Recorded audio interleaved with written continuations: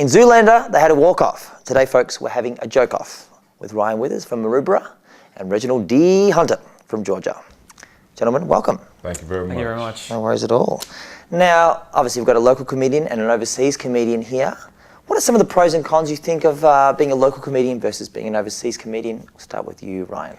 Well, if you're a local comedian at a local festival, it's not as appealing to the audience. Correct. That's true. But I'll also say that if you are a local comedian at a local festival, then if like you are really funny, it don't really matter.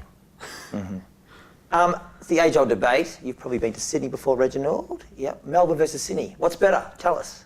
I like swimming and stuff. Like I like the coastal Sydney, but the Melbourne city's a bit better. And the festivals, yeah. The Melbourne festival's pretty good. Which is a funnier town?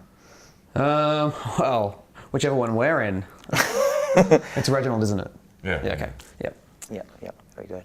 Melbourne and Sydney, I get asked that all the time, and I have to say I've been asked to the point where I no longer care. Melbourne has more letters in its name, and so Melbourne has that going for it. Yeah. And it's flat too. Sydney's got a lot of hills. And Melbourne comes earlier in the alphabet, so it clearly has those advantages. Sydney has is a name that could be for a guy or a girl, so it's a very metrosexual sounding city. And so it has that working for it and everything. Just something I noticed, but Melbourne and Sydney have in common a lot of white people. Just saying. Yeah, it's right. You know, it's like Africa for white people. It's like Very good. Ryan, I'm going to throw you a bit of a frickin' bone here. Yeah. I hear you do a pretty mean Tom Cruise impersonation. Oh, it's really good, and you'll see if you come to my show. I don't do it for free. Oh, wow. But he's not crazy. He's just. If you live that way for 20 years or as long as he has, you'd be a little bit strange too. A bit bonkers. Yeah, with all that money, all that detention and everything, all that, you know, adoration. You're going to assume people like you and you can do what you want. Very good. Anything else you would like to add, gentlemen, to today? I mean, I'm still going to try and coax that Tom Cruise impersonation out of you. You got to pay for it. Okay. And then I'll refund it.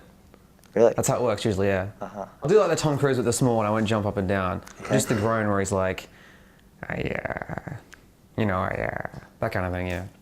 That's pretty much it. Go on. More? Yes. Am I getting paid for this or? Gosh, you are. Parking's costing me $12 today. Do you know that? Ripping Is that this up. you doing your Tom Cruise? No, parking's It sounded a whole lot like that. It does that kind of thing, yeah. But yeah. Do Tom Cruise complaining about parking? Well, Nice. It's expensive. Yeah. He likes it. He's coming to see the show. Very good. No, he's coming to see the show. I went years ago with my then girlfriend to go see Mission Impossible 1 with Tom Cruise. And we're sitting there watching the film, and it's early, and Tom Cruise is sitting at a table with this evil CIA guy. And the CIA guy says, "All right, don't get upset."